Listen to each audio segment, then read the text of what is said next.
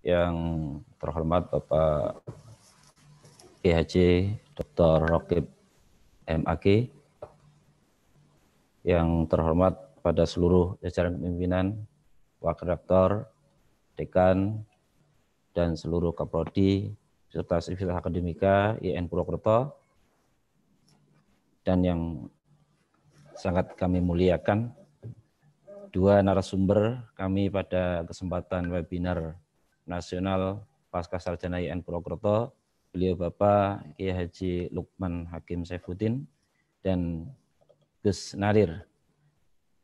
Saya akan memanggil beliau dengan Gus Nadir karena kayaknya lebih familiar di telinga saya, dan mungkin teman-teman juga banyak yang lebih familiar dengan istilah Gus Nadir. Alhamdulillah pada kesempatan kali ini saya juga ingin menyapa kepada seluruh peserta yang alhamdulillah cukup antusias melebihi target yang kami harapkan. Bahkan ada 2 grup untuk mengkomunikasikan webinar ini. Selamat pagi, salam sejahtera untuk kita semua.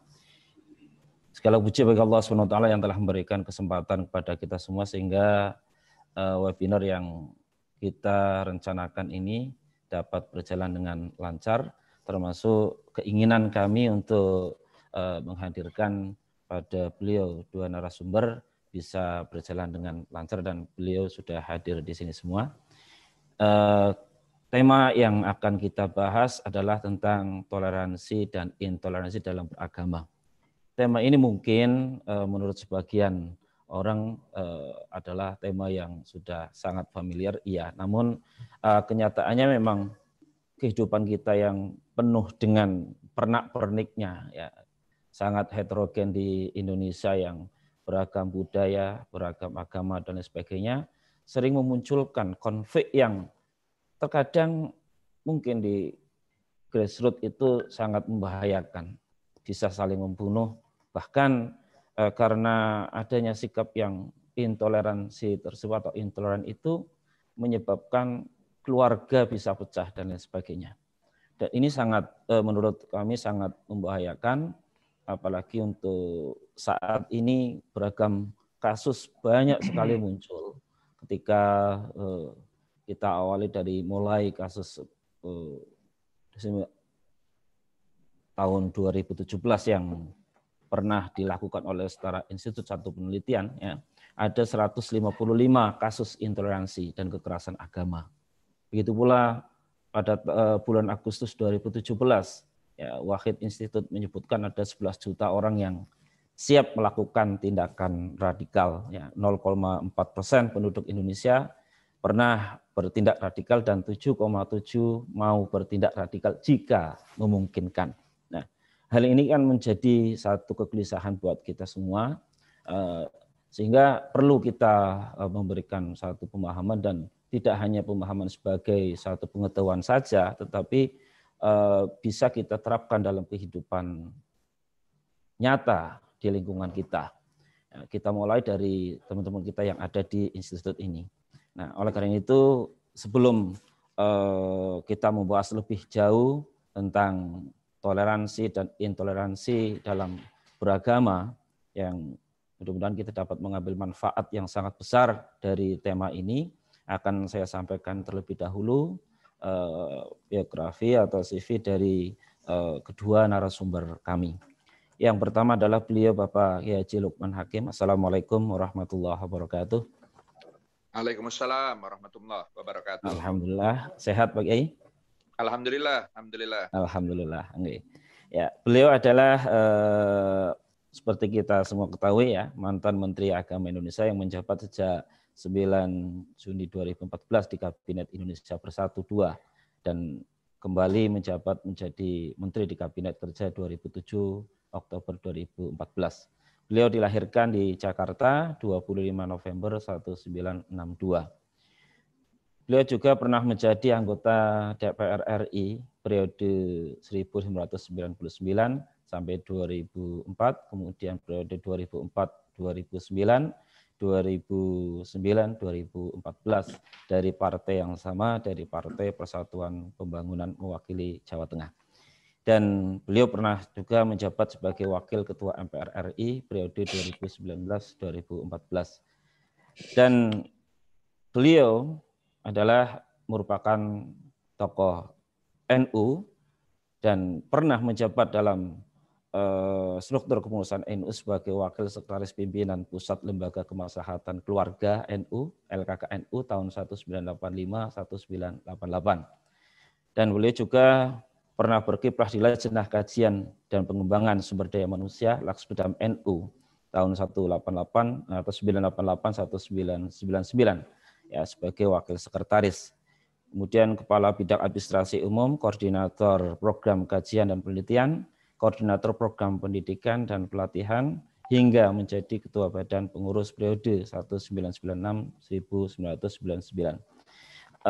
Yang beliau sampaikan, yang berhasil kami potret adalah di sini kata-kata beliau, janganlah puas hanya menjadi generasi pemangsa berita bohong, penyantap kabar burung, atau penikmat konten negatif lainnya. Lukman Hakim Saifuddin, Menteri Agama RI. Itulah kata-kata beliau, dan selanjutnya akan saya sampaikan juga CV dari Gus Nadir. Beliau punya nama lengkap Dr. H. Nadir Shah Hussein LLM MA PhD. Tadi sudah disampaikan, asli Indonesia, menjadi dosen tetap di Monash University Faculty of Law. Assalamualaikum warahmatullahi wabarakatuh. Gus Nadir. Waalaikumsalam. Alhamdulillah. Sehat nih Gus? Alhamdulillah ala kulli hal. Alhamdulillah ya. Beliau lahir tanggal 8 Desember 1973. Ya. Beliau adalah lulusan sarjana S1 dari Fakultas Syariah IAIN Syarif Hidayatullah Jakarta dan mulai gelar Graduate Diploma in Islamic Studies serta Master of Arts with Honors dari Universitas New England. Kemudian beliau juga mengalih gelar Master of Laws dari Universitas Northern Territory. Beliau juga meraih 2 gelar doktor, PhD in Law dari Universitas Wollongong dan PhD Doctor in Islamic Law dari National University of Singapore. Banyak sekali artikel yang beliau publish di jurnal internasional seperti Nordic Journal of International Law, London University, kemudian Asia Pacific Law Review, City University of Hong Kong, Australian Journal of Asian Law, University of Melbourne, European Journal of Law Reform, Indiana University, Asia Pacific Journals on Human Rights and the Law, Murdoch University, Journal of Islamic Studies, University of Oxford, and Journal of Southeast Asia Studies, Universitas Cambridge. Di samping beliau menulis dalam jurnal nasional, beliau juga punya karya-karya dalam bahasa Indonesia yang mungkin banyak juga teman-teman sudah membacanya. Di antaranya adalah Mari Bicara Iman, ya, penerbit Zaman, ya, 2011. Kemudian beliau juga menulis bersama Nurus Syariah Hamado buku berjudul Ashabul Kahfi Melek 3 Abad, ya. Ketika Neuroscience dan Kalbu Menjelajah Al-Quran. Kemudian beliau juga menulis buku dari hukum makanan tanpa label halal hingga memilih mazhab yang cocok. Ini penerbit Naura Books tahun 2015. Dan beliau juga menerbitkan buku serial Belajar Islam di Bentang Pustaka yang terdiri dari 3 judul, di antaranya adalah Tafsir Al-Quran di Medsos, Saring Sebelum Sharing, dan Ngaji Fikih. Ini adalah karya-karya beliau. Dan di samping itu, beliau adalah, saya sampaikan, beliau adalah seorang kiai juga, ya, dari organisasi Islam NU, ya, dan kebetulan beliau juga sebagai Rois Suriah, pengurus cabang istimewa NU di Australia dan Selandia Baru. Begitulah yang dapat saya sampaikan, dan kata-kata beliau yang dapat saya potret. Tugas kita sebagai manusia itu bersikap adil dan beradab, termasuk kepada mereka yang berbeda paham. Benar atau salah, sesat atau tidak, surga atau neraka, biarlah nanti Allah yang menentukan. Nadir Shah Hussein. Itu yang dapat saya potret, artinya bahwa ketika kita berbeda pendapat, ya mestinya berikanlah kesempatan orang lain untuk melakukan apa yang diyakininya tanpa harus menghakiminya.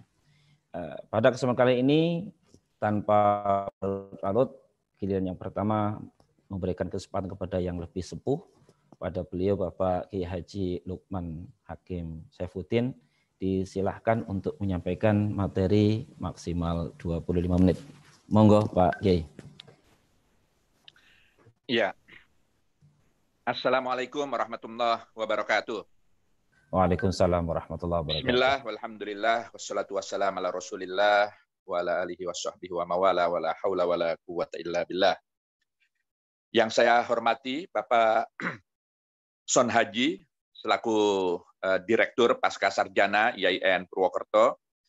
Yang saya hormati Pak Ridwan, yang mewakili Bapak Rektor IAIN Purwokerto, Pak Rokib, dan tentu host kita, moderator kita, Pak Misbah, yang saya hormati. Juga sahabat saya, Gus Nadir, alhamdulillah beliau bersedia berkenan bersama-sama kita pada pagi hari ini. Mohon maaf ini. Ya, pertama saya sangat bersyukur, saya mengapresiasi Sivitas Akademika IAIN Purwokerto, khususnya Pasca Sarjana, yang telah mengadakan kegiatan pada pagi hari ini, webinar yang bertemakan toleransi dan intoleransi dalam beragama. Saya senang dengan tema ini karena seperti yang tadi diantarkan, ini isu yang selalu akan hangat dalam diskursus, dalam wacana kita, karena memang kita semakin dihadapkan dengan tantangan yang kian kompleks. Bagaimana kita bisa menyikapi keragaman, kemajemukan ini dengan tetap menghormati dan menghargai perbedaan yang ada pada pihak lain. Ada 5 poin, mudah-mudahan saya bisa cepat menyampaikan ini, karena memang waktunya sangat terbatas. Pertama adalah bahwa tema kita itu menggunakan kata-kata beragama. Jadi toleransi dan intoleransi dalam beragama. Jadi antara agama dan beragama ini 2 hal yang berbeda. Saya pikir ini saya ingin mengawali paparan saya dengan memberikan stressing pada 2 istilah yang seringkali oleh berbagai kalangan diidentikan atau seakan-akan ini tidak ada perbedaan, padahal ini 2 hal yang berbeda. Jadi agama dan beragama. Maka toleransi itu diperlukan dalam kita beragama. Mengapa? Karena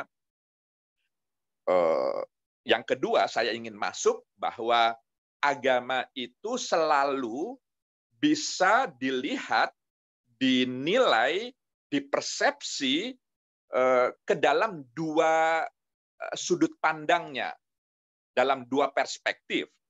Jadi ketika kita bicara agama dalam konteks apapun, selalu saja bisa dibedakan apakah sudut pandangnya itu sudut pandang atau perspektif sisi luar dari agama itu, atau sudut pandang sisi dalam dari agama itu. Jadi selalu ada 2 perspektif yang tidak sama dalam melihat agama. Agama dilihat dari sisi luar, yang saya maksudkan adalah agama yang dipersepsikan sebagai sesuatu pranata yang bersifat formal institusional, formal kelembagaan. Agama dalam wujudnya yang melembaga, gitu. Jadi misalnya agama itu Islam, Kristen, Katolik, ada agama Hindu, Buddha, Konghucu, dan banyak tentu agama-agama yang lain. Agama sebagai sebuah institusi, sebagai sebuah lembaga.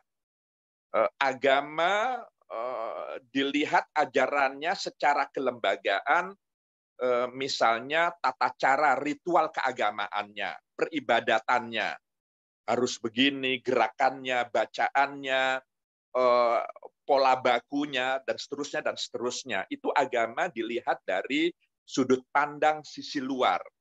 Atau kalangan sosiologis sering menggunakan istilah eksoteris, begitu, sisi luar. Nah, sementara agama juga seringkali dilihat dari sisi dalamnya, esoteris. Jadi kalau tadi eksoteris, ini sisi dalamnya adalah esoteris, yaitu agama dilihat dari nilai-nilai ajarannya yang universal. Itu norma-norma yang diberlakukan, yang diajarkan oleh agama itu sebagai sebuah nilai, karena lalu kemudian dia menjadi rujukan dalam kita hidup sebagai panduan hidup kita yang bersifat universal. Misalnya menegakkan keadilan. Semua agama bicara hal yang sama. Misalnya persamaan di depan hukum. Misalnya menghormati, melindungi hak-hak dasar manusia. Itu semua agama bicara hal yang sama. Jangan mencuri, jangan berbohong, jangan membunuh, dan seterusnya. Banyak sekali ajaran-ajaran, nilai-nilai agama yang bersifat universal, yang itulah sesungguhnya esensi atau substansi dari ajaran agama. Nah, maka dua perspektif ini selalu muncul ketika kita membicarakan tentang agama. Dan kalau kita tidak hati-hati, apalagi tidak cukup wawasan, sehingga lalu kemudian menyebabkan kita tidak arif dalam melihat perbedaan ini, kita mudah terjerumus kepada pemahaman atau bahkan tindakan pengamalan yang berlebih-lebihan, yang lalu kemudian dikenal dengan ekstrim itu, yang tidak moderat, begitu. Nah, bagian ketiga yang saya ingin sampaikan di sini adalah, ini saya harus cepat saja karena waktunya terbatas.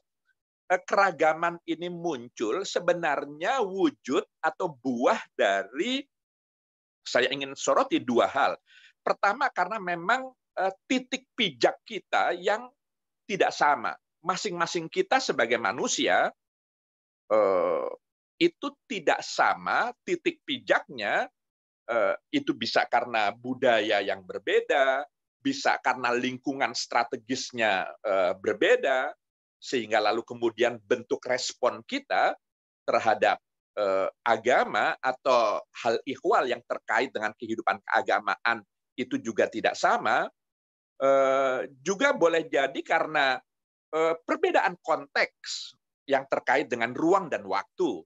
Itu para pendahulu kita memahami agama dengan generasi sekarang tentu berbeda. Jangankan generasi yang berjarak berabad-abad, bahkan dengan generasi di atas kita atau generasi yang di bawah kita, ini generasi kolonial dengan milenial, itu sudah gap-nya sudah luar biasa besarnya, termasuk juga dalam menyikapi hal ihwal yang terkait dengan agama. Jadi perbedaan ruang, perbedaan waktu, perbedaan konteks itu lalu kemudian menimbulkan keragaman, perbedaan, kemajemukan dalam kita melihat apa yang kita sebut dengan agama yang memang bisa dilihat dari berbagai perspektif itu. Maka disinilah diperlukan toleransi. Saya senang tema webinar kali ini lalu kemudian mengangkat isu toleransi dan intoleransi tentu dalam beragama.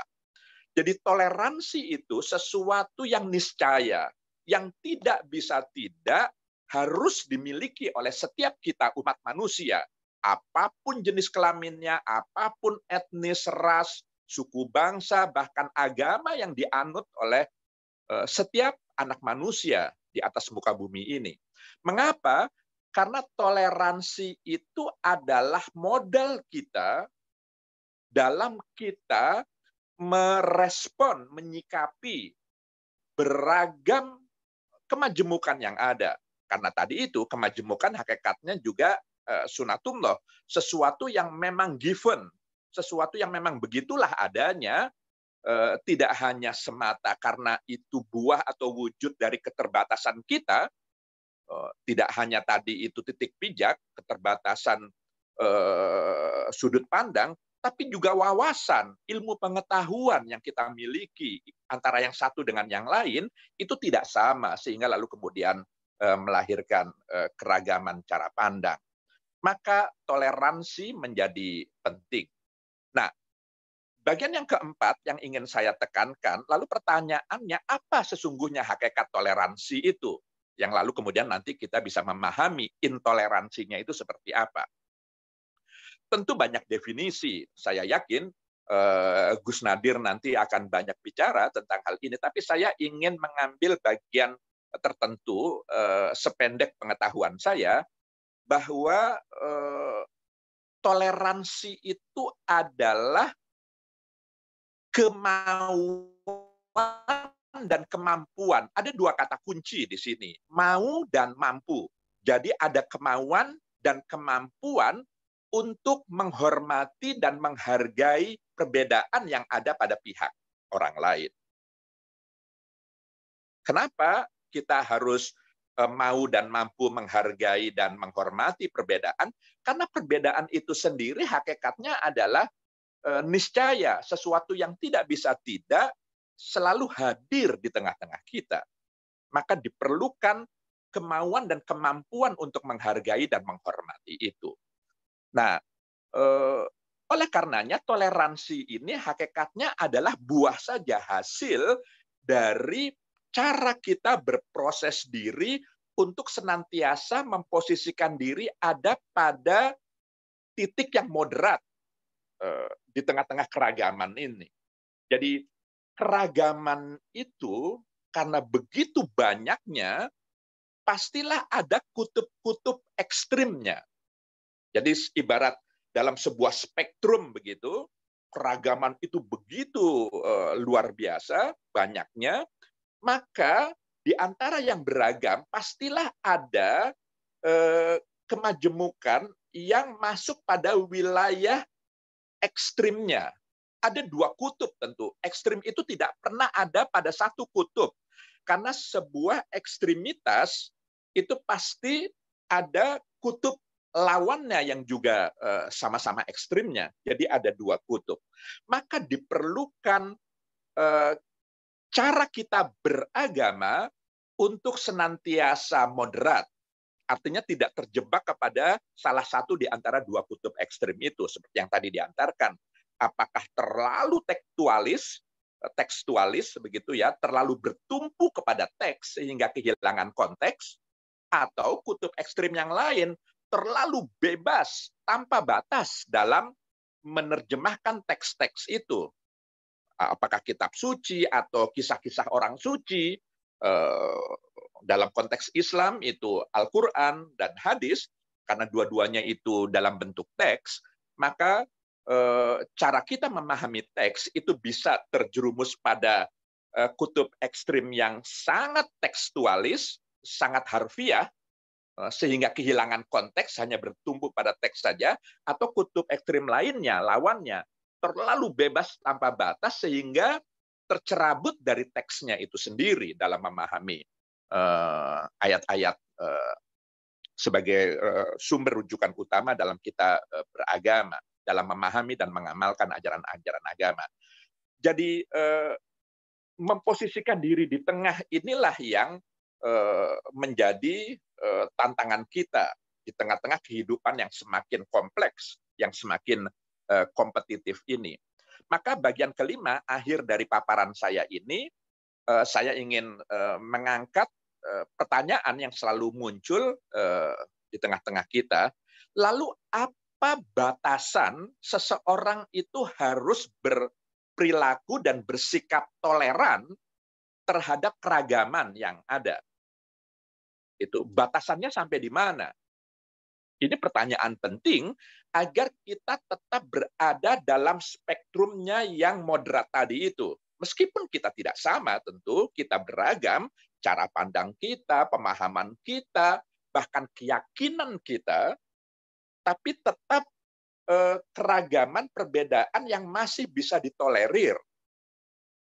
Dan mana yang perbedaan itu sudah masuk pada wilayah ekstrim, yang sudah berlebih-lebihan, yang karenanya tidak perlu untuk dihormati dan dihargai, karena ini sudah terlalu ekstrim.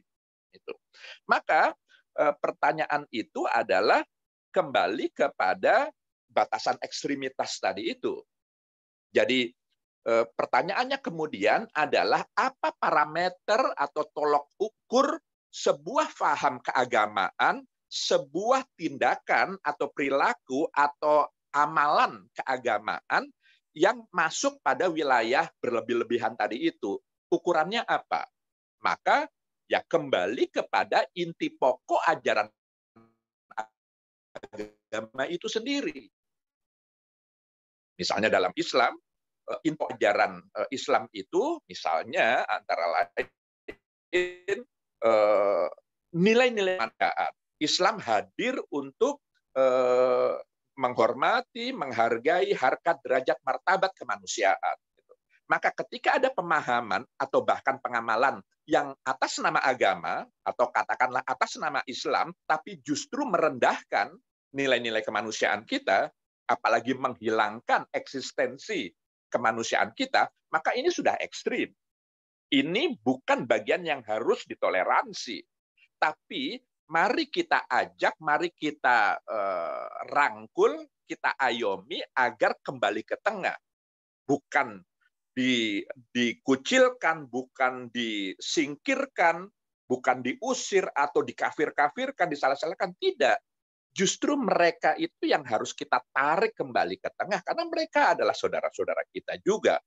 Terlepas sebesar, sekeras, setajam apapun perbedaan, se-ekstrim apapun pemahaman dan pengamalan mereka, menjadi kewajiban kita untuk kita ajak kembali ke tengah. Begitu.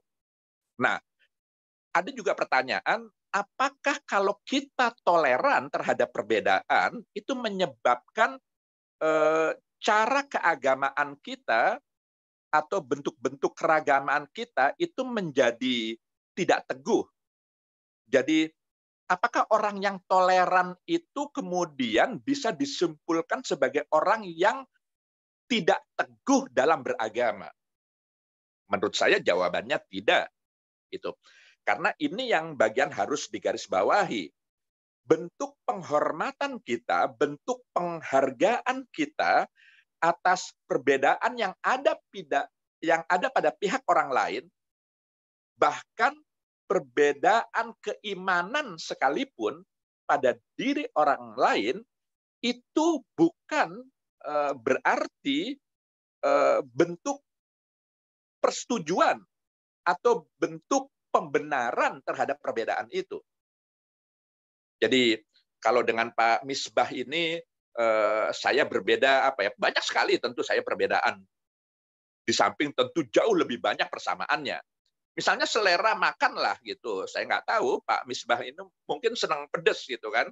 Saya nggak suka pedas gitu.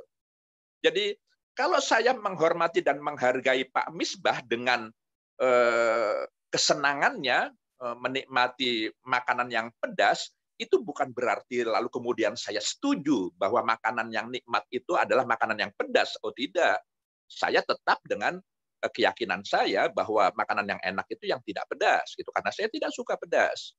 Kalau saya menghormati, menghargai, itu bukan saya membenarkan bahwa pedas itu sesuatu yang nikmat, enggak gitu. Jadi poin yang ingin saya tekankan di sini, bentuk penghormatan, bentuk penghargaan itu bukan identik dengan persetujuan atau pembenaran. Dua hal yang berbeda. Bentuk penghormatan dan penghargaan atas perbedaan itu adalah wujud dari kerendah hatian kita dalam memahami agama. Mengapa? Karena kita sadar betul bahwa kita ini makhluk yang sangat terbatas. Kita tidak mungkin bisa secara komprehensif, secara paripurna, secara menyeluruh memahami agama sesuai dengan yang dikehendaki oleh sang pemiliknya. sesuai dengan kehendak Allah Subhanahu wa taala. Kita hanya sebatas berproses untuk bisa menjadi sempurna. Tapi apakah kita lalu kemudian betul-betul sudah sempurna? Siapa yang bisa berani mengatakan hal itu di tengah-tengah keterbatasan kita atas segala macam hal itu. Jadi selalu harus dibuka ruang adanya perbedaan karena kita sendiri memang terbatas. Kita tidak absolut gitu ya. Kebenaran yang kita dapat itu. Sehingga lalu selalu ada ruang berbeda karena apa? Karena tadi itu orang lain punya perspektifnya juga, punya sudut pandangnya yang tidak sama dengan kita, yang boleh jadi ada kebenaran juga di sana. Begitu. Jadi oleh karenanya tadi itu batasannya adalah kembali kepada inti ajaran agama itu sendiri, nilai-nilai kemanusiaan, misalnya. Saya pikir pokok-pokok ajaran agama. Gitu. Oleh karenanya, menjadi moderat, menjadi orang yang senantiasa tidak terjebak kepada salah satu di antara dua kutub ekstrim itu memang memerlukan wawasan, memerlukan ilmu.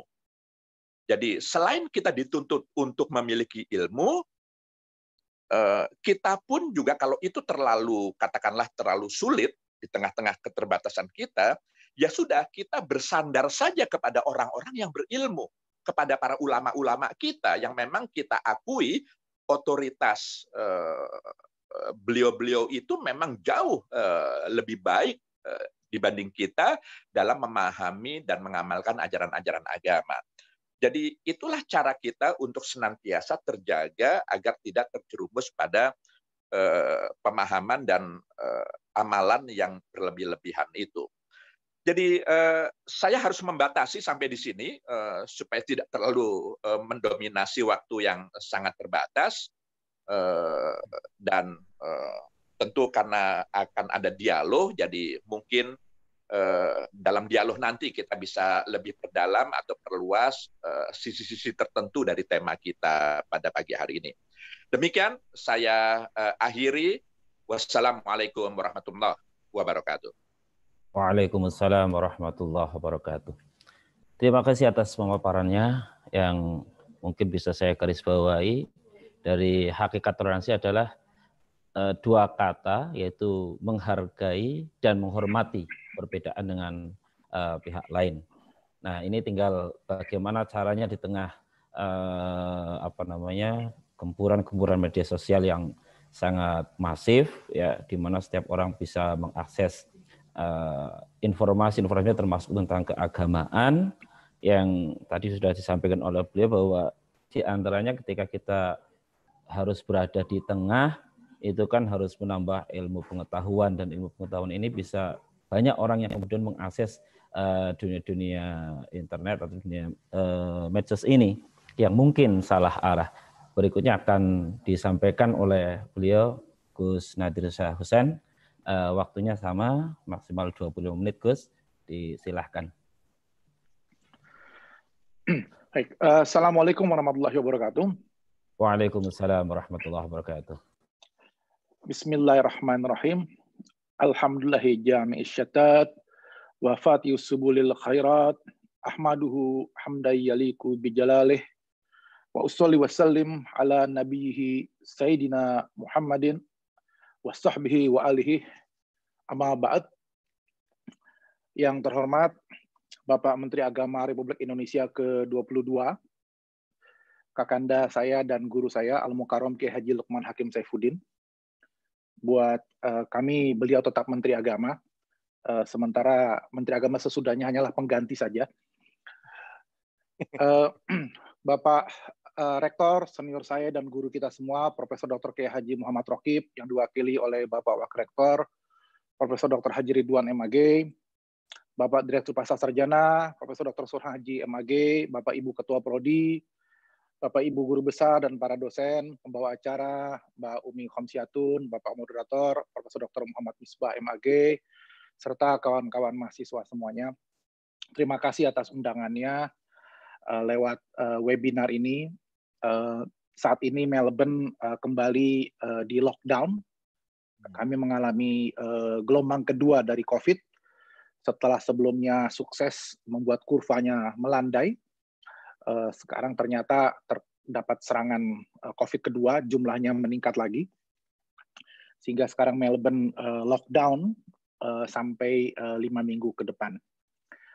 Alhamdulillah lewat teknologi ini kita bisa bertemu, meskipun saya tengah mengalami lockdown di sini.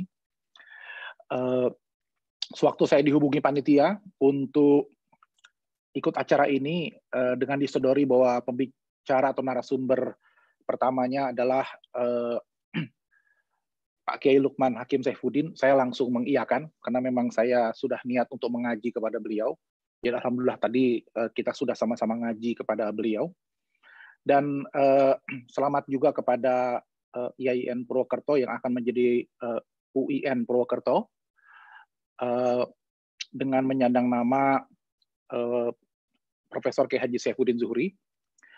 Saya kira nanti sebelum ada launching dari UIN Profesor Kiai Haji Saifuddin Zuhri Purwokerto ini, saya usul agar IAIN Purwokerto menganugerahi gelar Dr. Honoris Causa untuk Kiai Haji Lukman Hakim Saifuddin dalam bidang moderasi beragama. Ya. Saya kira beliau pionir sekali. UIN Jakarta sudah memberikan penghargaan. Saya kira IAIN Purwokerto tidak berlebihan kalau kemudian menganugerahi beliau Dr. Honoris Causa. Kalau Dr. Humoris Causa beliau sudah, karena beliau orangnya sangat humoris. Yang belum itu honoris causanya. Nah, saya tidak akan menjelaskan teori atau menawarkan teori baru dari topik yang kita bahas, karena tadi kita sudah ngaji bersama-sama dengan Pak Kiai Lukman. Saya hanya sekedar cerita saja tentang toleransi beragama dalam perspektif saya sebagai minoritas Muslim di Australia. Jadi kalau saya di Indonesia, saya adalah bagian dari mayoritas karena saya Muslim, dan saya dari ormas Islam terbesar di Indonesia, yaitu Nahdlatul Ulama.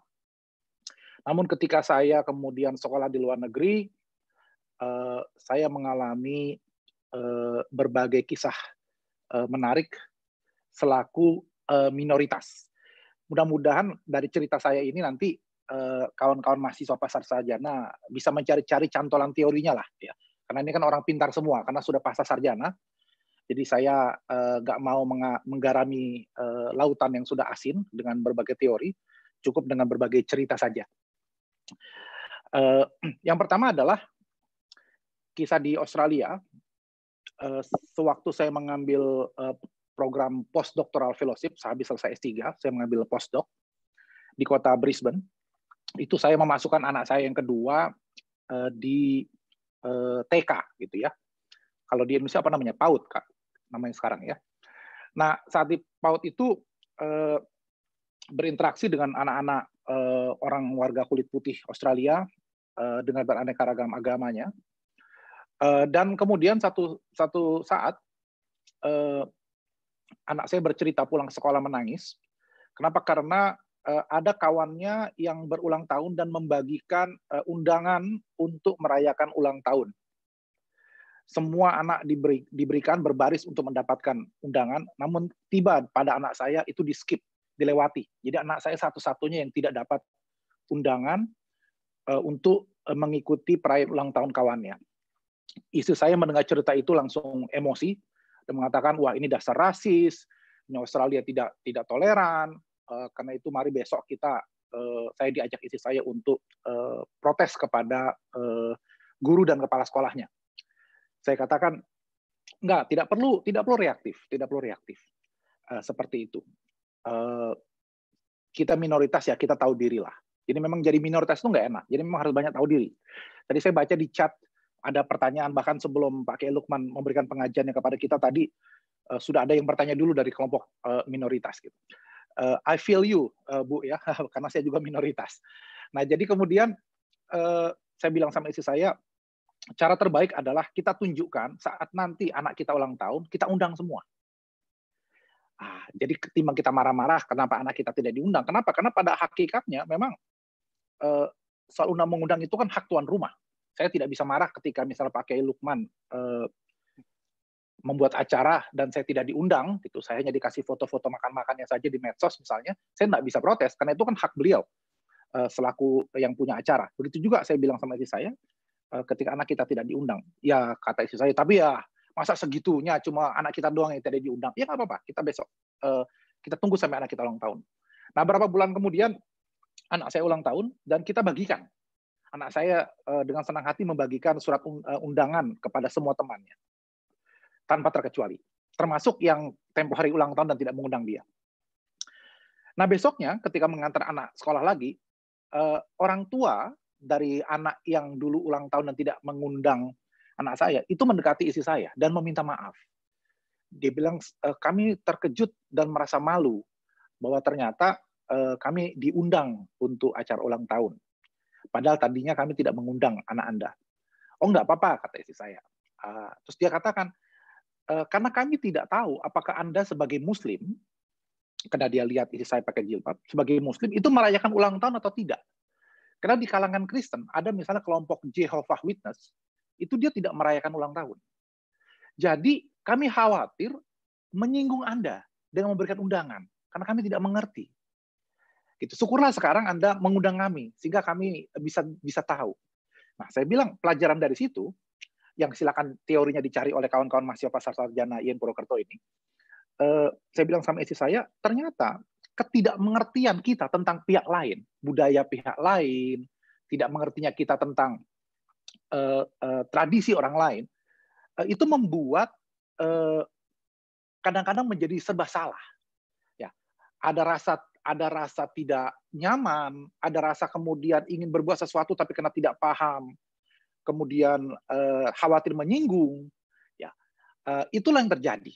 Jadi bayangkan kalau saat itu saya dengan istri emosi dan reaktif, langsung kemudian protes kepada kepala sekolah dan menggunakan kartu toleransi beragama, gitu ya.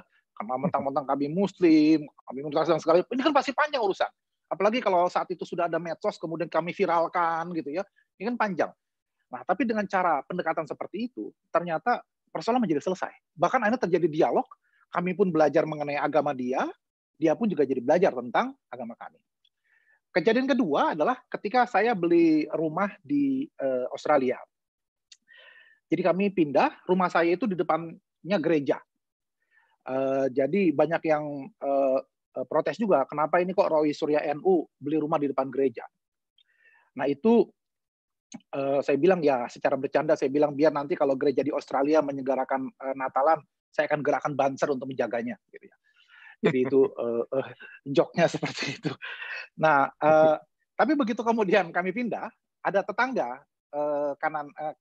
kanan kami itu melihat, terus saya sapa, dia buang muka. Dia buang muka, tidak sama sekali menoleh. Besoknya istri saya ketemu di halaman rumah, juga menegur, juga mereka buang muka. Kata istri saya, karena mereka tahu kita Islam kali ya. Karena mereka lihat kita pakai jilbab, wah kita salah pilih area ini. Ternyata ini area yang sangat anti-Islam. Kita sapa baik-baik saja tidak mau tetangga kita. Istri saya kecewa lah. Saya katakan, jangan begitu. Kita tunggu saja. Kita tunggu saat Natal tiba. Kebetulan beberapa waktu kemudian akan ada Natal. Jadi saya minta istri saya membuat kue, yang kemudian kita berikan kartu ucapan selamat Natal, dan pas malam menjelang Natal itu kami ketok rumah tetangga itu. Dia terkejut dan kemudian saya katakan Merry Christmas, dan ini kue untuk turut berbahagia bahwa kamu merayakan Natal. Merah padamlah mukanya. Dia kelihatan sekali kikuknya dia gitu. Sambil menunduk-nunduk mengucapkan terima kasih. Terus saya pulang. Besoknya dia ketuk rumah saya kembali, membawa berbagai buah-buahan.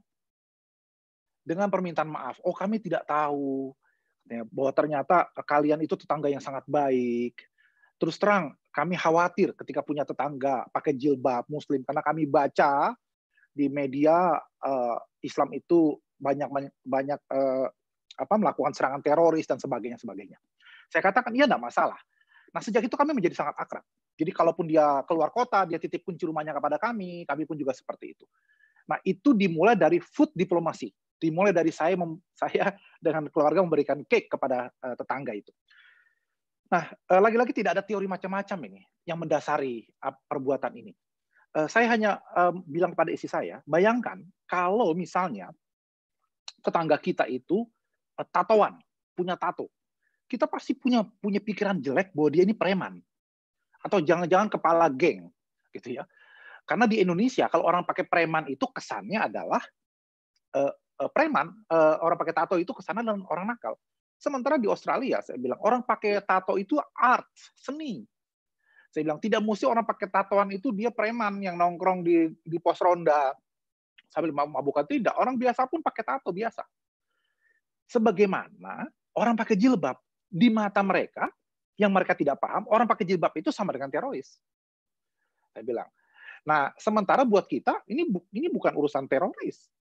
Seperti urusan tato tadi. Jadi seringkali ketidakmengertian kita tentang tradisi budaya orang lain membuat reaksi kita menjadi seperti itu. Namun kalau kita balas dengan reaksi yang juga berlebihan, maka akan terjadi Perang Dunia Ketiga, saya kira. Nah, waktu saya kemudian mengajar di Australia, pertama kali mengajar itu di University of Wollongong, 8 tahun di sana sebelum saya pindah ke Monash University. Mungkin berikutnya nanti pindah ke Monash 212. Itu saya mengajar hukum Australia. Jadi saya diminta mengajar hukum Australia. Coba Bapak dan Ibu sekarang bayangkan, seorang Muslim seperti saya dari Indonesia diberi kesempatan mengajar hukum Australia. Sekarang, kalau dibalik misalnya, bagaimana kalau ada orang Australia non-Muslim, begitu, diberi kesempatan mengajar di IAIN Purwokerto tentang hukum Indonesia, atau bahkan tentang hukum Islam. Karena selain mengajar hukum Australia, saya juga membuat mata kuliah baru tentang Islamic Law di kampus di Australia. Kira-kira reaksinya seperti apa? Apakah reaksinya mengatakan ini dasar orientalis, mau mengacak-acak hukum Islam, ngajar di Indonesia, padahal dia bule, dia bukan orang Indonesia, bukan orang Islam, atau ingin mengatakan bahwa ini adalah konspirasi Yahudi, Mossad, dan sebagainya macamnya. Padahal di Australia sendiri, mereka dengan terbuka, tidak masalah ketika saya melalui kompetisi yang sangat ketat, mengalahkan bule-bule yang lain, sehingga saya yang terpilih mengajar hukum di Australia, dan kemudian membuat mata kuliah baru hukum Islam Wollongong. Nah, bukan berarti tidak ada tantangan, Bapak dan Ibu sekalian. Itu kolega saya, ada satu orang Yahudi fanatik. Bakal dia pejabat di kampus, wakil dekan lagi. Dia sangat fanatik. Dari awal ketika saya bergabung dan dia tahu saya mengajar hukum Islam misalnya, dia mengambil jarak kepada saya. Tapi saya terus berbuat baik, setiap lewat ke depan ke ruangan kantornya saya menyapa, ketemu sambil bikin kopi saya selalu menyapa. Lama-lama dia rupanya mencari tahu tentang saya. Dan akhirnya suatu saat dia minta maaf kepada saya. Dia mengakui sikap anehnya itu kepada saya karena dia tahu bahwa saya orang Islam. Dan dia menganggap bahwa Islam itu sumber masalah karena sedang punya masalah antara konflik Israel dan Palestina. Saya katakan, lantas kenapa Anda berubah? Tiba-tiba Anda menegur saya, minta maaf, dan baik kepada saya. Saya bilang, apa yang membuat Anda berubah? Dia katakan, ya saya cari tahu siapa Anda, ternyata Anda adalah pemimpin Nahdlatul Ulama di Australia ini. Dan saya tahu NU itu Gus Dur. Jadi kalau gitu Anda pengikut Gus Dur, maka Anda bukan teroris. Nah, jadi lagi-lagi ketidaktahuan tentang background melakukan generalisasi terhadap orang lain bukan hanya dilakukan oleh kita, tapi juga oleh mereka. Atau bukan hanya dilakukan oleh mereka, tapi juga oleh kita, gitu ya. Saling membuat generalisasi, dan ini yang seringkali menjadi persoalan, gitu. Tetangga saya waktu di Brisbane itu orang Yahudi, itu dia lihat waktu kami pindah rumah, ke apartemen itu bolak-balik pindah rumah. Tiba-tiba dia mengetuk pintu dan dia tahu kami Muslim karena lagi-lagi gampang sekali menandainya kan isi saya pakai jilbab. Dan dia memperkenalkan diri dia orang Yahudi. Ibu-ibu ini dia tinggal sendiri dan dia kemudian menawarkan berbagai barang yang saya belum punya. Apakah belum punya meja makan, belum punya kursi, saya punya sisa, saya punya apa, silakan. Saya dengan senang hati menerimanya. Tapi reaksi jamaah ketika saya cerita bahwa tetangga kami orang Yahudi baik, tiba-tiba mengetuk pintu dan menawarkan ini itu, langsung mengatakan, jangan-jangan Gus, ini ada penyadapnya. Jangan-jangan mereka dia pengen tahu kita di pengajiannya ngapain aja di sini. Jangan-jangan nanti kita dilaporkan sama Mossad sama segala macam. Nah, reaksi jamaah ini luar biasa. Ada orang Yahudi berbuat baik, menyampaikan tawaran barang-barang bekasnya untuk saya pakai, barang-barang rumah tangga. Namun jamaah kemudian bereaksi, kenapa seperti itu. Nah, berapa minggu kemudian, orang Yahudi ini ngetuk pintu rumah saya, dan tiba-tiba kemudian dengan wajah yang sangat sendu, dia memegang tangan saya dan tangan istri saya, dan mengatakan bahwa tolong doakan anak saya. Saya tahu kamu orang baik, saya bisa merasakan kamu orang baik, kamu Muslim yang baik, anak saya sedang terkena serangan jantung, sedang sangat kritis. Tolong doakan anak saya. Maka kami berdoa di sana untuk anaknya. Jadi saya melihat bahwa berbeda dengan ceramah-ceramah selama ini bahwa misalnya walantardo gitu ya, ayat-ayat itu akan bahwa orang Yahudi itu orang yang sangat menentang Islam dan seterusnya. Ternyata pengalaman saya ketika piknik ke Australia, kita mengalami berbagai corak orang-orang yang berbeda. Bahkan di kampus saya dengan kolega yang tadi saya bilang orang Yahudi fanatik, itu saya mengalami berbagai. Itu saya bersepakat untuk mengundang rabai mereka, pimpinan Yahudi mereka, untuk memberikan ceramah tentang sistem hukum Yahudi. Karena saya pengen tahu juga seperti apa sistem hukum Yahudi. Jadi kita undang rabainya untuk ke kampus memberikan ceramah tentang sistem hukum Yahudi. Dan itu bikin heboh. Kenapa? Karena umat Yahudi di sekitar kampus itu tidak tahu bahwa yang mengundang itu saya, orang Islam. Jadi mereka datang dari mana-mana lah. Kenapa? Karena kiai hostnya kan datang gitu ya, rabai ini datang gitu, kiai hostnya datang. Jadi begitu kemudian saya jemput dan saya antar masuk ke kampus, jadi beberapa orang umatnya itu sudah menunggu, dan saat bersalaman dengan rabainya, memperkenalkan diri sebagai umat dari daerah mana yang sangat jauh gitu. Persis seperti kalau Pak Kiai Lukman ceramah di mana, itu umat yang hadir itu dari berbagai penjuru datang, berjam-jam datang begitu ya. Nah ini juga gitu, ini Kiai hostnya Yahudi ceramah nih dari kampus dari mana-mana datang juga, gitu. Dan menarik waktu mereka berkenalan itu, karena lagi-lagi tidak tahu bahwa saya yang mengundang. Dia mengatakan bahwa saya dari umat Yahudi ini dan saya siap mati demi Israel. Wah begitu kan. Wah, saya bilang nih Yahudi garis keras ini, rupanya. Saya tinggal cari-cari Yahudi garis lucunya ini, nggak ada garis keras ini. Nah, jadi tapi rabainya ternyata sangat moderat, gitu ya. Jadi dalam ceramahnya dia justru banyak membela Islam, gitu.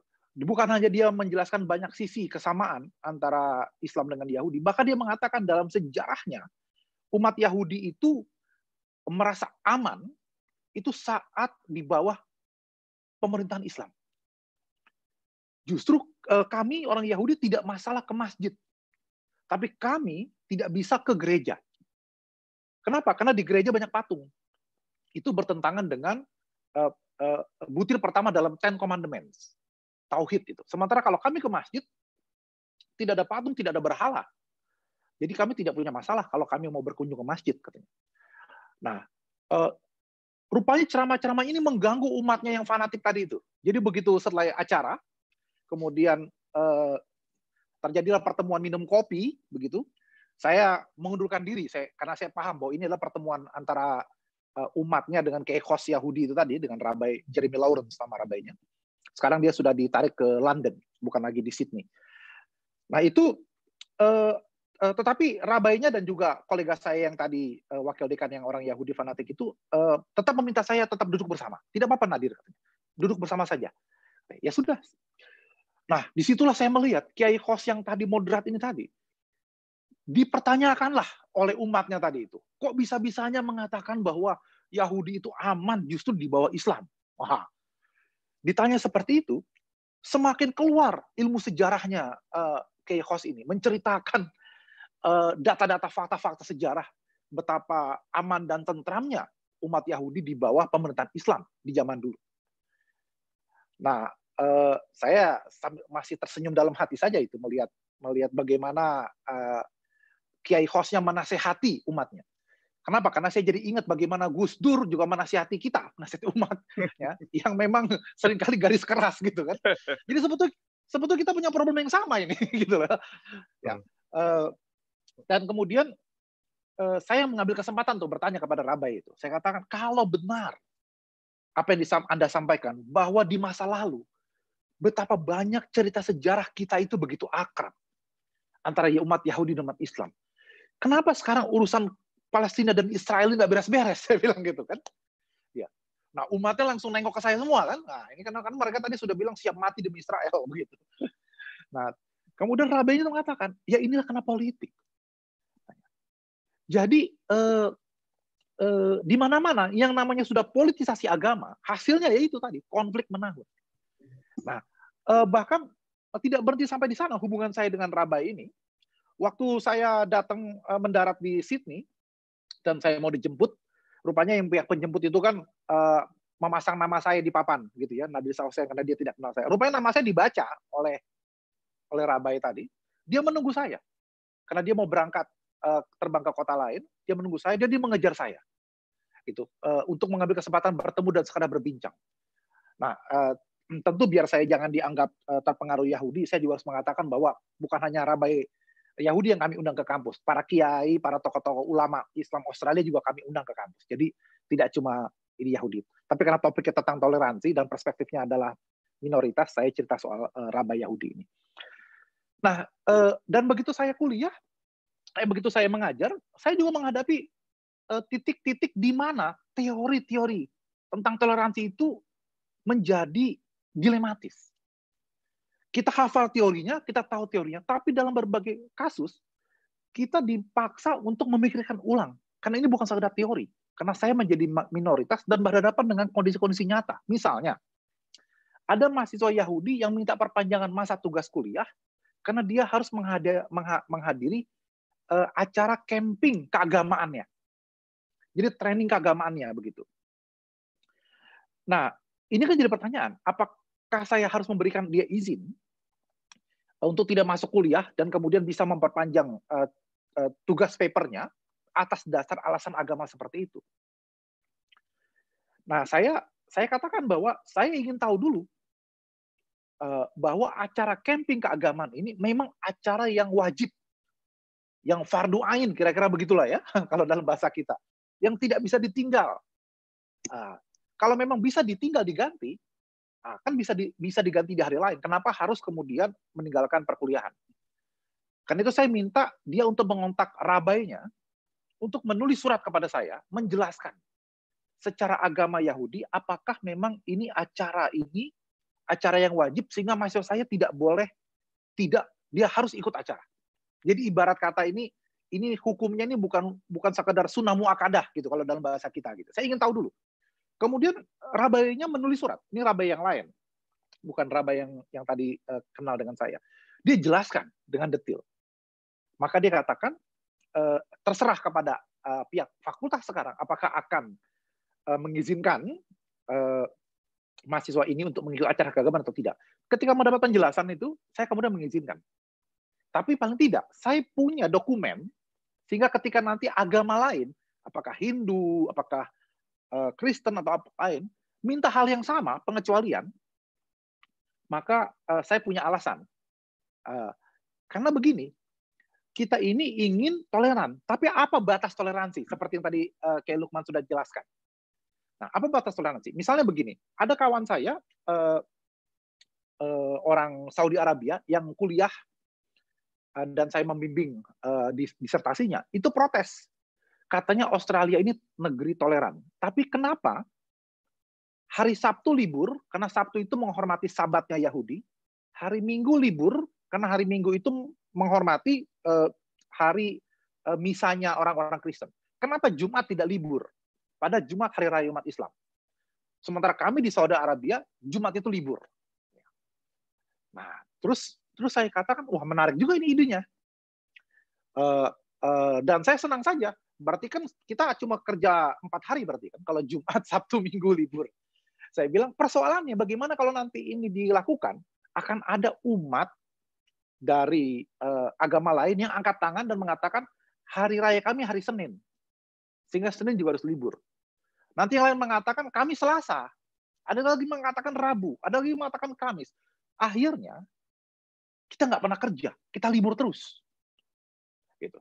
Nah, waktu saya di Columbia University, waktu saya sampaikan betapa banyak sekali hari raya di Indonesia karena kita mengakui 6 agama, banyak sekali liburnya kita, gitu ya, atas dasar religious holiday ya, public holiday ini, dan itu mengagetkan para profesor di Amerika, karena mereka mengatakan bahwa di Amerika saja tidak ada banyak hari libur berdasarkan agama-agama yang lain itu, dibatasi saja.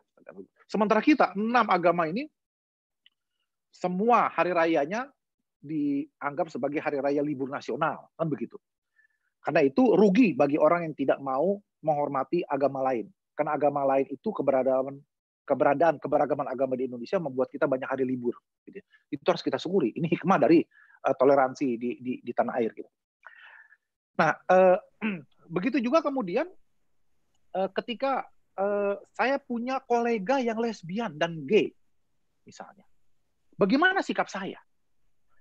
Gitu. Bahwa mereka, orientasi seksual mereka itu tidak saya setujui, itu satu hal. Tapi bagaimana saya tetap berinteraksi dengan baik sesama kolega secara profesional? Nah ini kan juga awalnya juga tidak mudah. Gitu. Kenapa? Karena waktu di Jakarta, di Ciputat, saya tidak pernah punya kolega yang lesbian atau gay. Nah, tiba-tiba sekarang di Australia saya punya kolega lesbian atau gay. Hanya. Atau kemudian saya punya mahasiswa yang ternyata berganti jenis kelaminnya, transgender. Ya. Jadi saya dipanggil oleh fakultas, dikasih tahu, ini Nadir, saya hanya kasih tahu, ini absensi mahasiswa kamu, ini ada satu orang, namanya masih nama laki-laki, tapi sebetulnya dia sudah ganti jadi perempuan. Maksudnya bagaimana? Saya bilang gitu kan.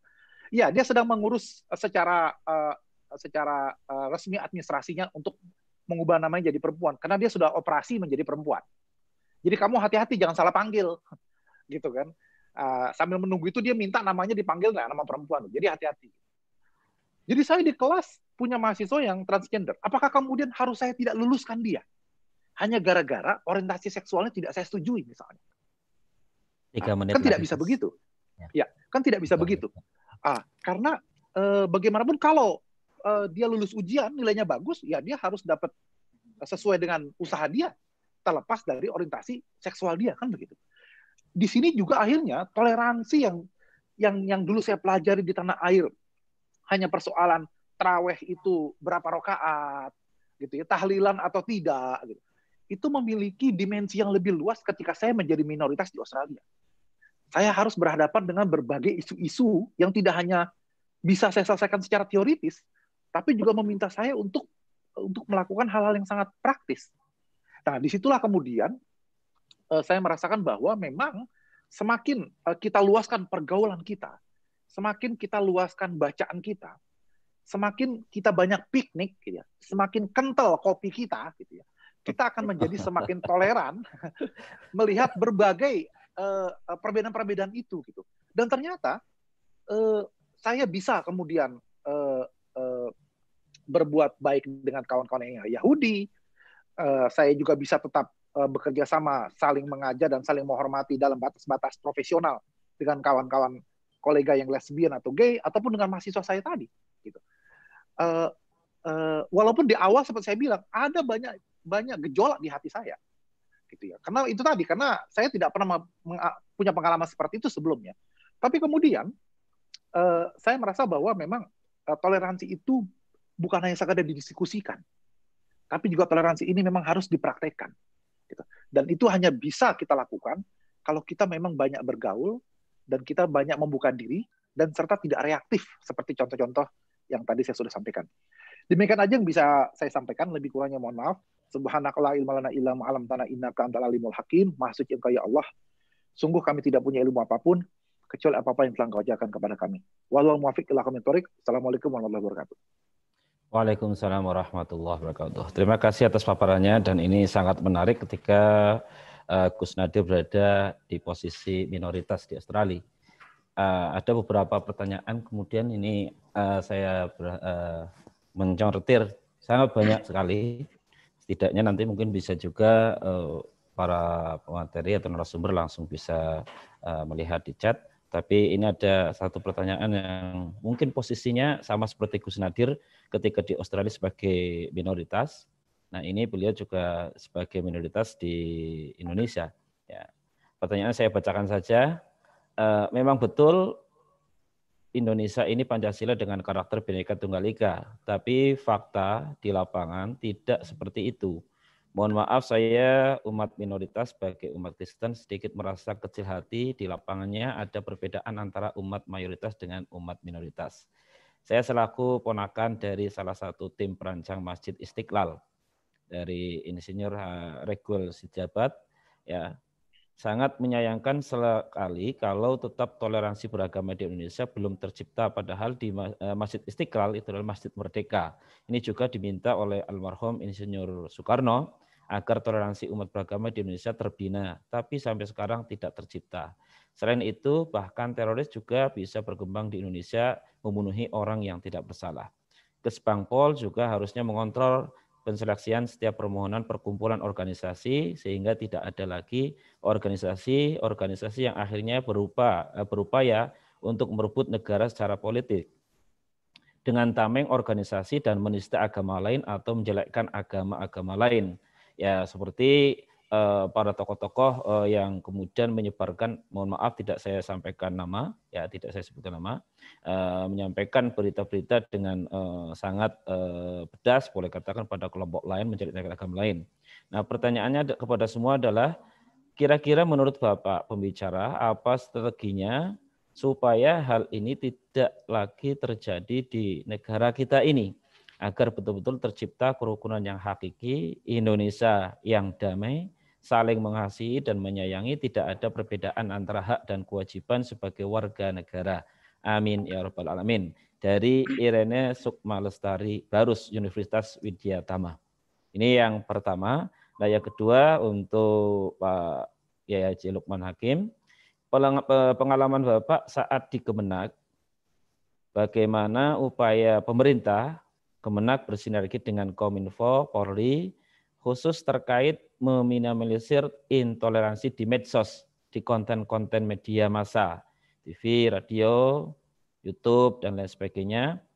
Sementara untuk Gus Nadir, sepengamatan di Australia, bagaimana upaya pemerintah di sana dalam menangani intoleransi, mungkin ada kebijakan tertentu, upaya tertentu yang bisa diadopsi untuk pemerintah di Indonesia. Itu mungkin beberapa pertanyaan awal yang dapat moderator sampaikan sebagai pembuka, nanti akan ada pertanyaan berikutnya. Pada beliau Pak Kiai Lukman Hakim, disilakan terlebih dahulu. Iya, terima kasih Pak Misbah. Jadi pertama terkait dengan tadi pertanyaan Irene ya. Irene tadi itu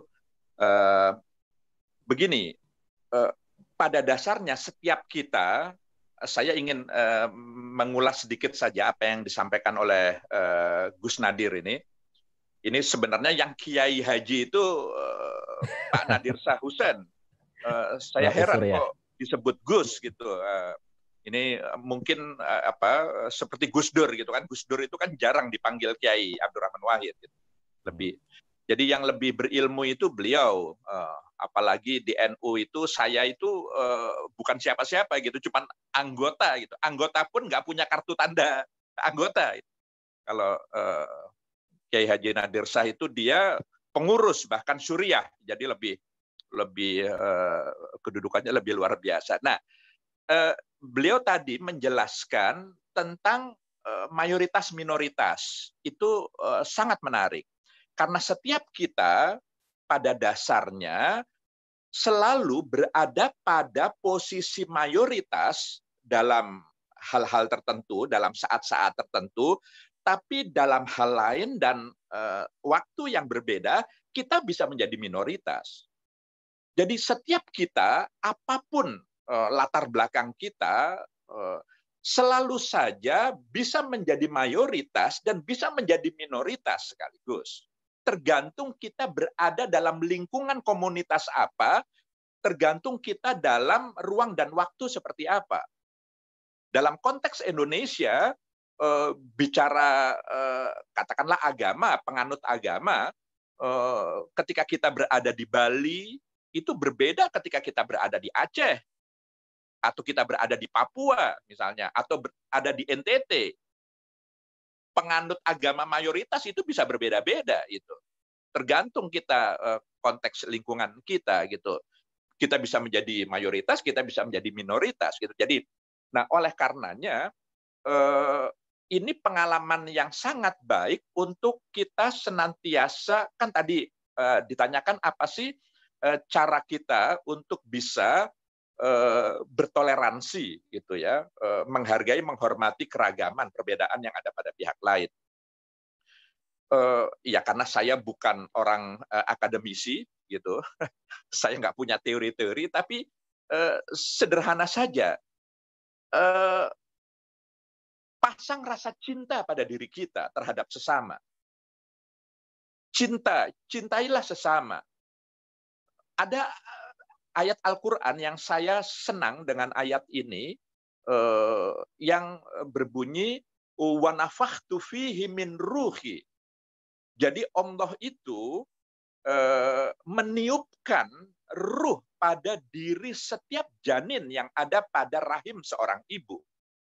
Di usia 3 atau menjelang 4 bulan, masa kehamilan, siapapun ibu itu, siapapun janin yang dikandung dalam rahim ibu itu, apapun rasnya, etnisnya, suku bangsanya, agama yang dianutnya, Tuhan tidak beda-bedakan, Tuhan tiupkan bagian dari dirinya, min ruhi, dari ruhnya, bagian.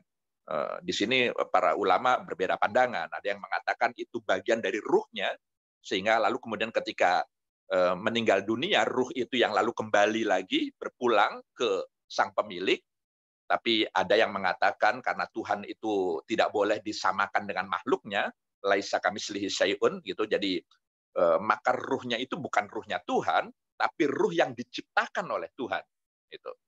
Tapi terlepas dari perbedaan penafsiran, keragaman cara pandang ini, poin yang ingin saya tekankan adalah mengapa ajaran agama itu sangat memuliakan manusia, apapun latar belakang dia, itu karena tidak hanya dia ciptaan, sesama ciptaan Tuhan, sesama saudara kita, tapi ada bagian yang Tuhan titipkan pada diri orang itu.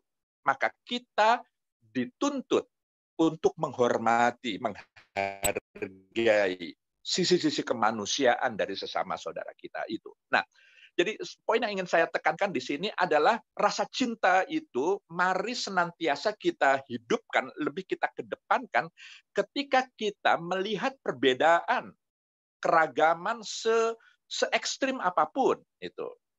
Karena kalau sudah cinta, itu segalanya akan mudah saja, seperti yang baik sekali tadi disampaikan cerita-cerita dari narasumber kita yang luar biasa ini itu. Jadi maksud saya Pak Nadir Shah Hussein ini. Jadi itu yang ingin saya sampaikan. Yang kedua, pertanyaan bagaimana menyikapi intoleransi di medsos. Ini secara lebih spesifik. Jadi ya di media sosial, namanya saja media sosial, sebuah media untuk bagaimana kita bisa bersosialisasi, berinteraksi dengan berbagai macam ragam manusia gitu. Dan tentu cara kita untuk bisa memperluas wawasan kita, pengetahuan kita, relasi kita, dan lain sebagainya. Maka ya saya selalu mengatakan jangan pernah baper gitu, membawa perasaan terlalu berlebihan di sosial media. Karena isi sosial media itu sangat macam-macam. Tadi baik sekali kata kunci dari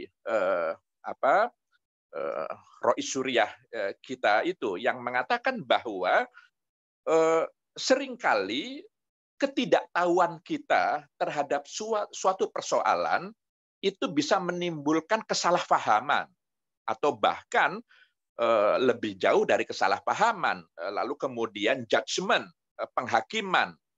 Kita menghukumi sesuatu dengan mengeneralisasi seakan-akan semua orang itu seperti yang ada dalam bayangan kita, hanya karena ketidaktahuan saja gitu. Nah, di sosial media itu banyak sekali hal-hal yang sebenarnya kita tidak tahu, sehingga mari sama-sama rendah hati dalam menggunakan sosial media dan tidak perlu lalu kemudian saling menunjukkan ketidaksukaan kita, kemarahan kita, emosi yang berlebih-lebihan terhadap hal-hal yang tidak kita yakini, apakah itu kebenarannya atau apa, tapi mari saling berbagi, saling ya tadi itu bertoleransi, menghargai dan menghormati keragaman.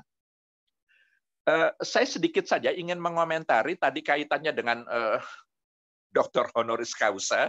Jadi ini seperti supaya Rois Surya kita tahu ini.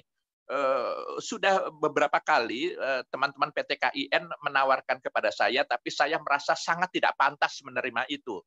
Jadi saya bukan dari kalangan akademisi, biarlah gelar-gelar akademik itu memang diperuntukkan bagi orang-orang yang berilmu begitu. Kalau saya ini kan ilmu saya itu kan saya hanya mungut di tengah jalan gitu. Saya tidak pernah secara terstruktur, tersistematisir mendalami sebuah disiplin keilmuan sebagaimana para kalangan akademisi. Jadi gelar-gelar itu sebaiknya kita peruntukkan kepada orang-orang yang memang menempuh proses secara terstruktur dan sistematis seperti itu gitu. Jadi juga sedikit saja di Indonesia tadi ada istilah ini yang sering kali muncul, ada 6 agama yang diakui. Jadi sebenarnya bukan diakui karena negara Indonesia tidak pernah memberikan pengakuan.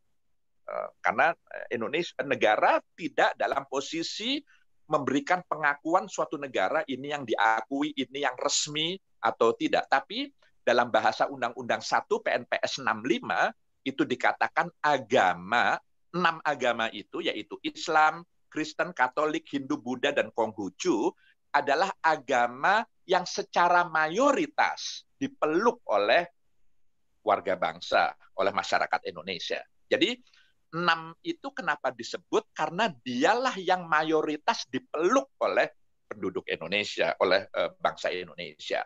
Jadi meskipun demikian, di penjelasan Undang-Undang 1 PNPS 65 itu juga disebut agama Sinto, agama Yahudi, bahkan Zarathustra, itu eksplisit dinyatakan, itu tetap bisa terus menjalankan. Jadi keberadaannya itu berada di tengah-tengah Indonesia dan tidak boleh diusik selama mereka tidak melakukan aktivitas yang bertentangan dengan peraturan perundang-undangan yang berlaku di Indonesia. Ini untuk memberikan penjelasan kepada kita semua bahwa betapa kita, para pendahulu kita, telah begitu toleran terkait dengan paham keyakinan keagamaan yang dianut oleh semua anak bangsa ini. Demikian Pak Misbah. Oke, terima kasih. Monggo Gus Nadir memberikan petuahnya. Ya, terima kasih. Saya kira dari pertanyaan ini saya tanggapi secara umum saja. Tapi sebelumnya soal nama agama ini yang tadi dari Pak Kiai Lukman ini saya kira menarik. Jadi istilahnya bukan nama agama yang diakui gitu ya. Tapi apa nama agama yang punya dirjen di Kemenak gitu kira-kira ya, mungkin lebih jelasnya kali ya. Ya. Karena agama lain tidak punya dirjen di Kemenak, jadi tidak ada anggarannya, tidak ada pejabatnya. Gitu ya. Ya ini intermezzo saja.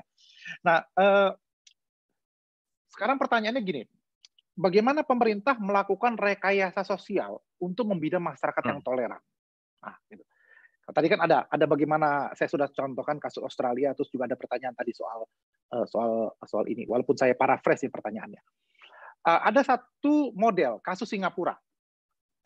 Di Singapura itu karena mereka pernah mengalami kerusuhan rasial tahun 60-an, sehingga mereka dan setelah itu terpisah dengan Malaysia di Singapura, sehingga mereka hati-hati sekali urusan rasial dan agama ini. Islam diakui sebagai agama pribumi sehingga masuk dalam konstitusi, ada MUIS, ya ada undang-undang khusus tentang orang Islam. Tetapi untuk pembangunan rumah ibadah misalnya, itu sepenuhnya sejauh yang saya tahu, nanti Pak Kiai Lukman bisa mengoreksi, sepenuhnya itu tanggung jawab pemerintah. Jadi pemerintahlah yang membangun rumah-rumah ibadah di Singapura atas dasar konsultasi dengan masing-masing warga. Begitu pula menciptakan sebuah masyarakat karena mereka tinggal di apartemen-apartemen. Ada peraturan tidak tertulis di sana, ya ini bagian dari rekayasa sosial pemerintah. Ada komposisi etnik bahwa Cina harus sekian persen, India sekian persen, Melayu sekian persen.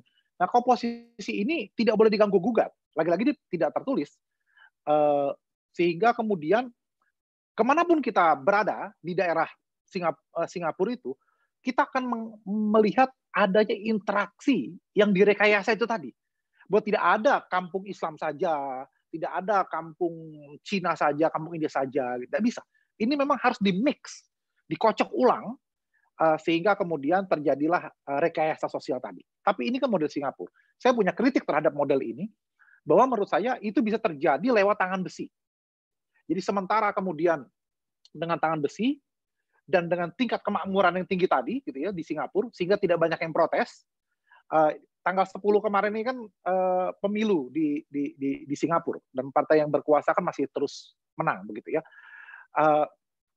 Tapi ketika kemudian itu diterapkan di tempat lain yang demokratis, yang telah mengalami masa reformasi, yang tingkat kemakmurannya dan juga demografi penduduknya juga begitu beraneka ragam, saya kira mungkin model Singapura ini tidak sepenuhnya bisa kita terapkan. Apalagi saya kira pemerintah juga tidak punya kapasitas untuk membangun 6 rumah ibadah di semua tempat, sehingga kemudian tidak perlu ada masyarakat yang membangun, cukup pemerintah saja. Sehingga tidak ada protes, tidak ada segala macam. Apakah Indonesia cukup untuk itu? Ini saya kira pertanyaan besar. Kasus Australia terbalik dengan kasus Singapura. Di Australia, pemerintahnya sama sekali tidak terlibat dalam merekayasa sosial itu tadi. Nah, yang dipakai adalah aturan yang berlaku umum. Sebagai contoh saja, misalnya, aturan mengenai COVID.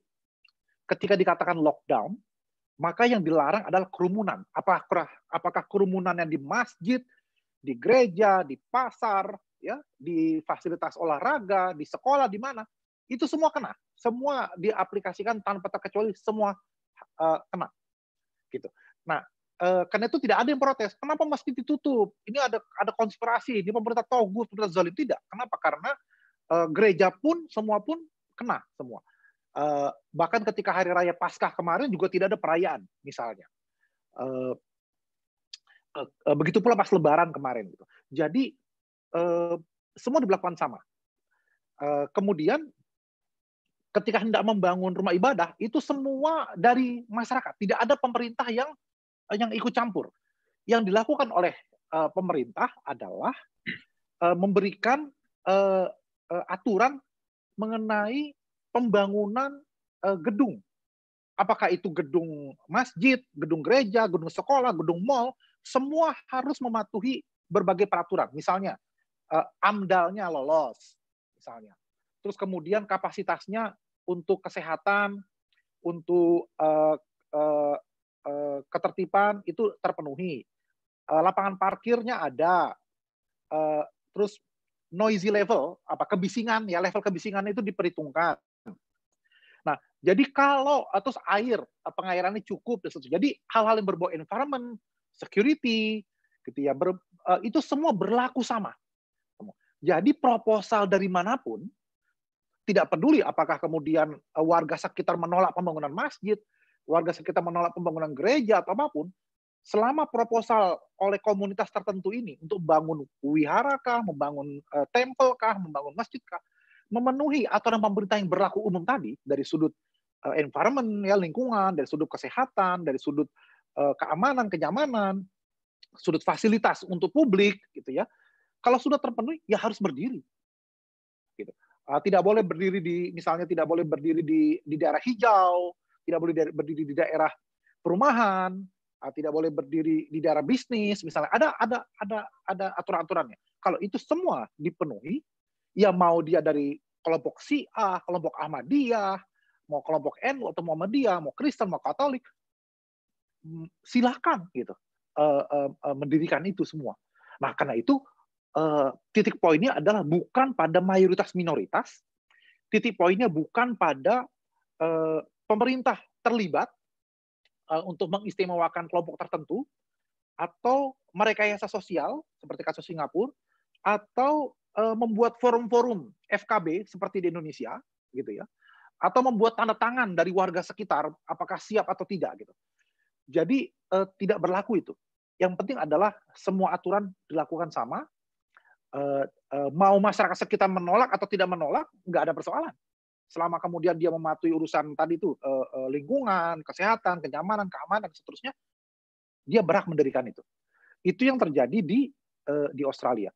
Apakah ada reaksi? Ada di beberapa tempat. Di Melbourne ini ada daerah Bendigo misalnya, itu sempat lama kasusnya. Kenapa? Karena sejumlah warga negara Australia yang tidak rela ada masjid berdiri di sana, itu sampai melempar kepala babi, sampai melakukan grafiti, gitu ya. Juga banyak bule garis keras juga, gitu ya. Dan apa yang dilakukan oleh pemerintah? Yang pertama, pemerintah menjaga masjid yang tadi hendak dibangun ketika dilakukan vandalisme, ya dijaga. Jadi kalau bukan seperti kita, di kita ketika Masjid Ahmadiyah dilempari batu di apa, maka orang Ahmadiyahnya disuruh pindah, gitu. Atau orang Syiahnya disuruh ngungsi, gitu kan? Karena mayoritas tidak mau. Ini enggak. Kalau dia punya hak untuk mendirikan di sana, maka polisi menjaga agar tidak terjadi vandalisme. Jadi vandalismenya, kekerasannya yang tidak boleh. Gitu. Dan menariknya, warga negara Australia lain yang bukan orang Islam, tapi tidak suka ketika ada sebagian pihak yang mengatasnamakan Australia dan menyerang pihak tertentu, maka dia berdemonstrasi, mensupport pembangunan masjid. Ini fenomena yang menarik. Sehingga terjadi, justru orang Islamnya nonton saja. Dua pihak Australia ini, di tengah-tengah polisi yang menarik garis demarkasi, sebelah sana ada yang anti masjid, sebelah sini yang mendukung masjid, dan mereka orang-orang bule yang non muslim ini yang justru saling bersih tegang, gitu. Dan polisi selama itu tidak ada kekerasan, ya disilakan saja saling teriak-meneriak, demonstrasi bebas saja di sini, gitu. Nah ini model yang dilepaskan begitu saja kepada masyarakat. Dibutuhkan kedewasaan masyarakat mensikapi perbedaan-perbedaan, di mana pemerintah tidak ikut campur. Saya melihat model di Indonesia ini ingin pemerintah juga to some extent akan terlibat, masyarakat juga akan terlibat, gitu ya. Nah, sehingga kemudian terjadilah negosiasi, kompromi, bahkan ketika sudah ada keputusan Mahkamah Agung pun, seperti kasus di Bogor belum bisa berjalan juga, ya karena di lapangan masih ada persoalan misalnya. Nah, ini yang saya kira uniknya Indonesia. Nah, jadi karena itu balik lagi dari cerita panjang lebar ini, model mana yang mau kita pakai agar kita menerapkan toleransi ini. Undang-undang PNPS tadi yang dirujuk oleh Pak Kiai Lukman misalnya, itu sudah pernah digugat ke Mahkamah Konstitusi berkali-kali, tapi gagal terus. Dan Mahkamah Konstitusi bukannya tidak sadar ada cacat di sana, tetapi kalau misalnya terjadi kekosongan hukum, dibatalkan, maka akan terjadi kekacauan lebih lanjut menurut Mahkamah Konstitusi. Karena itu dilempar balik kepada DPR, agar DPR yang merevisi Undang-Undang PNPS itu. Tapi sampai sekarang, sejauh yang saya tahu, belum berhasil itu membuat kesepakatan-kesepakatan itu. Gitu. Termasuk Prof. Mahfud MD dulu pernah diutus oleh DPR sebelum beliau menjadi Menko ke Melbourne sempat diskusi dengan beberapa kampus untuk mencari tahu tentang perkembangan keberagaman di Australia ini sebagai bahan. Karena ternyata memang sangat dilematis. Ketika kemudian pintu untuk merevisi itu dibuka, masing-masing punya argumen, punya apa. Dan ternyata malah tidak menghasilkan kesimpulan. Akhirnya balik lagi ke PNPS tadi. Daripada kemudian tidak ada gitu ya, kita tetap punya payung hukum dengan segala kelebihan dan kekurangannya. Saya kira banyak sekali PR kita soal ini, tapi sekali lagi ini yang menarik dari Indonesia, unik dan banyak masalah, dan cara menyelesaikannya pun juga tidak bisa hanya semata-mata dengan hukum. Cara menyelesaikannya pun mungkin harus dengan pendekatan-pendekatan yang saya pakai di Australia seperti tadi, food diplomacy, gitu ya, menggunakan gotong royong ala kita, menggunakan komunikasi-komunikasi non formal, jalur-jalur non formal yang kemudian mungkin lebih bisa diterima oleh masyarakat untuk berkompromi dan menyelesaikan persoalan. Saya kira itu aja jawaban dari saya. Oke, terima kasih Gus Nadir. Ini waktunya tinggal 15 menit. Ketika akan present mungkin waktunya tidak cukup. Langsung saja ini ada pertanyaan, satu pertanyaan yang mungkin jawabannya akan luas, ya. Dari Muhammad Awaludin, ya. Mengenai pemahaman kita terhadap agama, memang tidak semua orang mampu mencapai pemahaman komprehensif tentang kebenaran absolut. Tapi bagaimana dengan kebenaran absolut Islam yang wajib kita yakini? Artinya satu sisi harus ada pemahaman absolut setiap individu, tapi satu sisi kan kita harus punya bisa mempraktikkan dalam kehidupan agar kita menjadi manusia yang toleran. Itu saja pertanyaan singkat. Monggo Mbak Lukman terlebih dahulu. Ya, sebelum saya menjawab, saya khawatir nanti lupa. Saya ingin sampaikan amanah karena di Instagram, di Twitter itu banyak sekali yang minta saya untuk menyampaikan salam kepada Gus Nadir karena beliau ini sudah dalam waktu belakangan ini menghentikan sementara aktivitasnya, jadi ya saya sampaikan banyak yang kangen gitu ke Gus Nadir, jadi saya perlu sampaikan ini. Dan jangan lama-lama. Salam balik Pak Kiai. Jangan lama-lama ininya menghentikan meskipun itu sementara. Ya, jadi begini. Pak Misbah, kaitannya dengan pertanyaan tadi itu, saya ingin menanggapinya secara umum dalam artian bahwa toleransi ini kan dalam perspektif saya tentu adalah hasil buah saja. Buah dari apa? Buah toleransi dalam makna yang saya sampaikan tadi itu adalah kemauan dan kemampuan menghargai dan menghormati perbedaan yang ada pada pihak lain. Jadi kalau kita mau dan mampu menghargai perbedaan itu hakikatnya adalah buah dari cara kita untuk senantiasa memoderasi diri dalam beragama, dalam memahami ajaran agama, dalam mengamalkan ajaran agama. Jadi pertanyaan tadi itu Islam pastilah benarnya gitu. Tapi bagaimana cara kita memahami Islam itu? Cara kita berislam kan tidak otomatis pasti benarnya karena tadi itu setiap kita punya keterbatasan. Jadi ketika agama itu membumi, ketika dia diinterpretasi, diterjemahkan dan ditafsirkan, maka terbuka peluang terjadinya distorsi. Apa ya? Distorsi itu adanya semacam